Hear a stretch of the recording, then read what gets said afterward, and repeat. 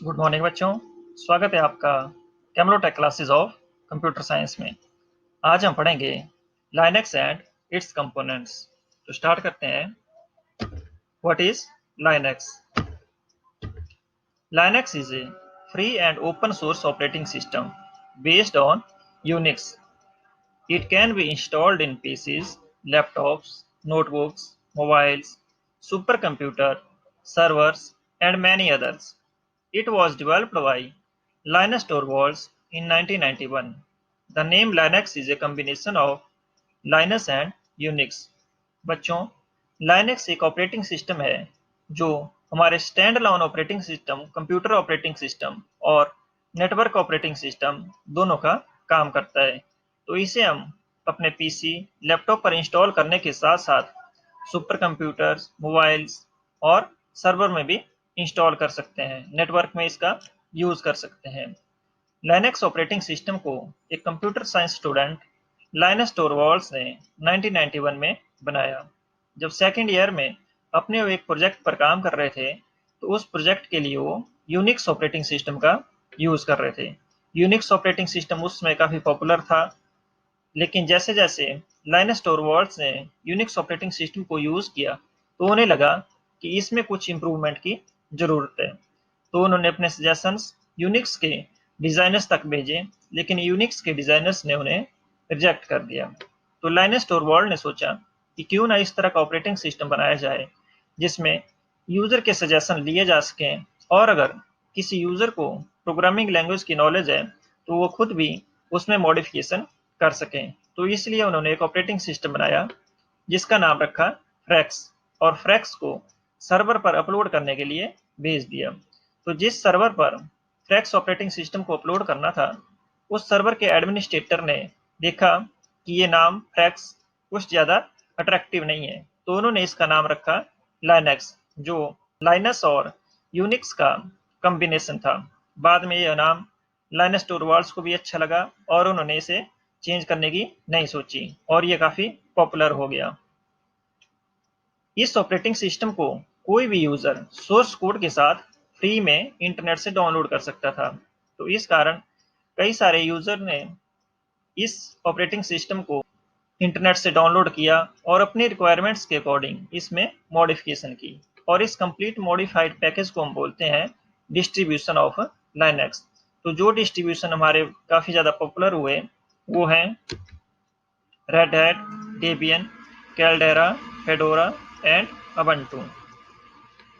अब हम पढ़ते हैं components of Linux. There are 3 components of Linux operating system. बच्चों, लाइनक्स क्या है?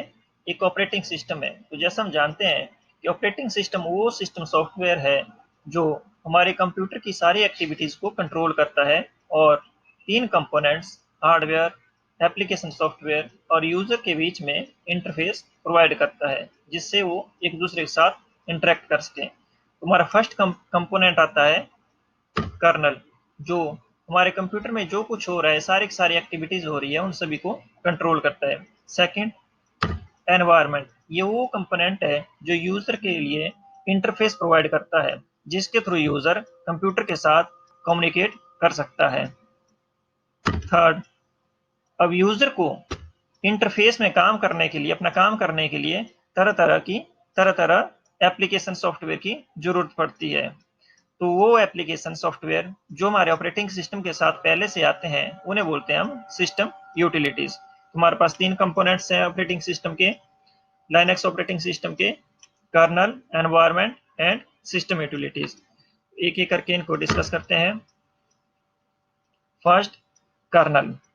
Kernel is the core of operating system which controls the hardware of computer. It can be treated as brain of operating system which is closest to the hardware and interact with it directly.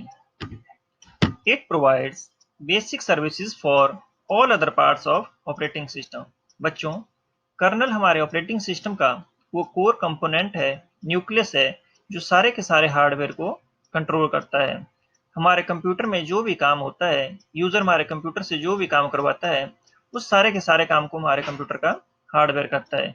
चाहे keyboard से input लेना हो, monitor या printer पे output display करना हो, या फिर किसी तरह की प्रोसेसिंग करना, सारा का सारा काम करता है हमारा हार्डवेयर। लेकिन जो हार्डवेयर है वो मशीन लैंग्वेज, बाइनरी लैंग्वेज को अंडरस्टैंड करता है, इसलिए यूजर के लिए उसके साथ इंटरेक्ट करना मुश्किल हो जाता है। तो कर्नल हमारे ऑपरेटिंग सिस्टम का वो कंपोनेंट है जिसे हम कंप्यूटर ऑपरेटिंग सिस्टम का ब्रेन बोलते हैं, क्योंकि ये हार्डवेयर के सबसे ज्यादा क्लोज होता है और उसके साथ डायरेक्टली इंटरेक्ट कर सकता है, यूजर का काम हार्डवेयर से करवा सकता है। तो हम बोल सकते हैं कि जो कर्नल है वो यूजर को या ऑपरेटिंग सिस्टम के और पार्ट्स को हार्डवेयर सर्विसेज प्रोवाइड करता है। The main function of kernel is allocating the computer resources and scheduling the user jobs so each one gets its fair share of computer resources, that is access to CPU, memory, printer, etc. बच्चों, इसके साथ computer colonel का जो main function है वो है computer resources को allocate करना। जैसे मान लो हमने कोई लेटर टाइप किया, फाइल बनाई, तो अब हम उसे सेव करना चाहते हैं, तो हमने सेव करना है। तुम्हारा जो कर्नल है वो क्या चेक करेगा कि क्या हमारे कंप्यूटर में इस फाइल को सेव करने की मेमोरी है, अगर है तो वो फिर वो स्पेस प्रोवाइड करेगा ताकि हम उस फाइल को सेव कर सकें। इसी के साथ साथ अगर हमारे कंप्यूटर में एक साथ मल्टीपल प्रोसेसेस चल रही है तो वो उन प्रोसेसेस को इस तरह से शेड्यूल करेगा कि हर प्रोसेस जो हमारे कंप्यूटर रिसोर्सेज हैं उनको एक्सेस कर पाए। तो ये था हमारा kernel. Second component, environment. It is an interface between the user and kernel of operating system. It receives commands from the user and sends those commands to the kernel for execution. बच्चों, अब हमें पता लग गया कि hardware से काम कौन करवाता है, कर्नल। लेकिन कर्नल ने किस हार्डवेयर से क्या काम करवाना है, उसके लिए यूजर को कर्नल के साथ इंटरेक्ट करना पड़ता है, कॉन्टैक्ट करना पड़ता है। तो एनवायरनमेंट हमारा वो इंटरफेस है जिसके थ्रू यूजर कर्नल के साथ कॉन्टैक्ट करता है। यह इंटरफेस यूजर से कमांड्स लेता है और उन कमांड्स को कर्नल के पास एग्जीक्यूट करने के लिए भेजता है। तो हमारे लाइनक्स ऑपरेटिंग सिस्टम में कई तरह के एनवायरनमेंट है, इंटरफेस है, जिनमें से डेस्कटॉप, विंडो मैनेजर और कमांड लाइन सेल्स कॉमन है। Third component, system utilities. These are the programs which come along with the Linux operating system to support variety of tasks like editing, calculating, etc. बच्चों, colonel से काम करवाने के लिए user interface के through उससे interact करता है, लेकिन अलग अलग काम करवाने के लिए यूजर को अपने इंटरफेस में, डेस्कटॉप में अलग अलग एप्लीकेशन प्रोग्राम्स ओपन करने पड़ते हैं। जैसे एडिटिंग के लिए टेक्स्ट एडिटर, कैलकुलेशन के लिए कैलकुलेटर।